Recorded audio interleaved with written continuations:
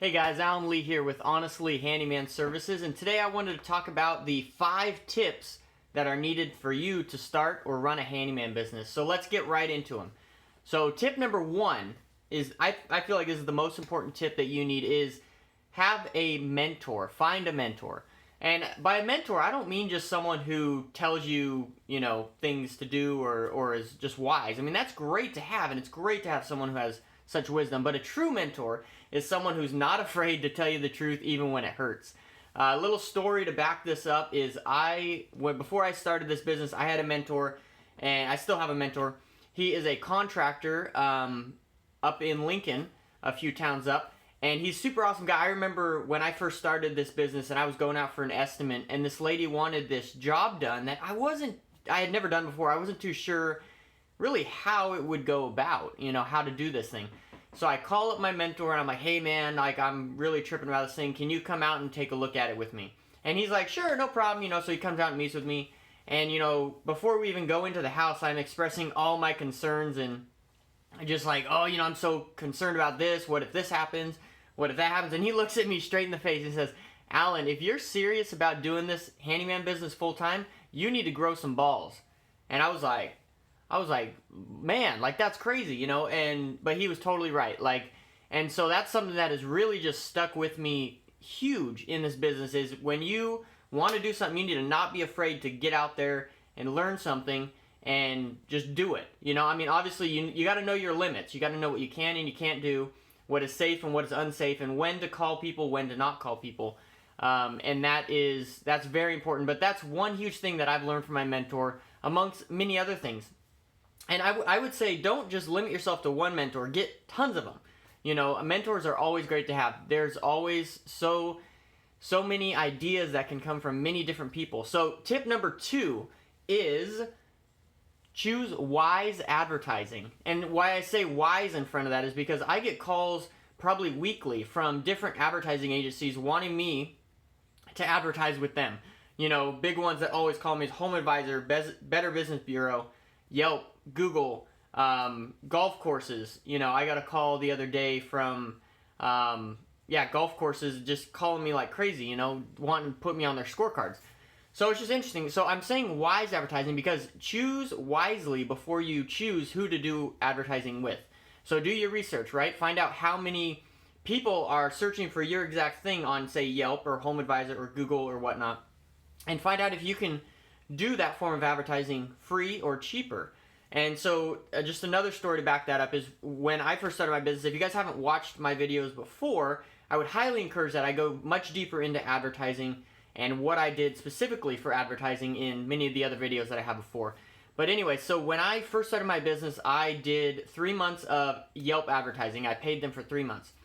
And then I became, after, you got to ask for reviews. After you get so many reviews, you get ranked as number 1 on Yelp in your area as a handyman or plumber or whatever you are classified as. Once I became number 1, I realized I no longer needed to advertise because I was getting free calls coming in that I didn't need to advertise for anymore. And so since I've dropped them, they've been calling me probably, every 2-3 weeks trying to get me to pay them again. But I'm like, well, why would I pay, if I'm already getting calls? So anyways, okay, so that is tip number 2. So tip number 3 is have a good and solid plan of operation for your business. So, and what I mean by this is know how you're going to operate your business, how you're going to do invoicing, how you're going to do estimating, how you're going to go out and talk to customers, how you're going to give them a quote. Are you going to just take a call, be like, oh, I'll be there in 20 minutes, and then show up, give them a quote right then, do the work right there? Or are you going to, schedule an appointment? Are you going to come, when it's convenient for you? When it's convenient for your schedule? Are you going to give them an estimate over the phone? Are you going to give them the estimate over the email? How are you going to do things? It's very important to know how you're going to operate. It doesn't matter how anyone else operates, but it matters how you operate, and that is very important to know. Because if you don't know how you're operating, you're just kind of, doing whatever. And there's many, again, in my previous videos, I went very in-depth in how I operate, so those are good ones to watch out if you're interested in that tip. So tip number 4 is understand and constantly learn how to talk to customers. This is so important. I can't stress how important this is, but So if you know anything about personality traits, there are typically called 4 personality traits. And you need to learn how to talk to each one of those 4 different personality traits, learn how to recognize those 4 different personality traits, and learn how to motivate those 4 different personality traits and engage them. So every customer is different. Some customers have a mix of personalities and it's like, oh, what's going on here? Some of them are so hard to understand, but you got to be able to learn how to talk with them and learn how to sell them things and make them want to do business with you rather than anyone else. And that is a very hard thing to do, but I'm planning a big video here coming up talking about the 4 personalities and how to recognize them, how to engage with each one of them, and how to encourage them to want to do business with you. That's a very tricky thing to do, but it is definitely possible. So that's tip number 4. So tip number 5 is be open. Always be open to learning new things. And this kind of falls under the mentorship. Is you always want to be learning new things, whether that's trying something new, whether that's asking someone a new question, whether that's watching someone do something. I learned recently that some people really want you to learn from watching them than asking them questions. And that's another thing of the personality. That's something that I've learned recently is you got to learn how to engage those other personalities. But that's backtracking a little bit. But always learn something new.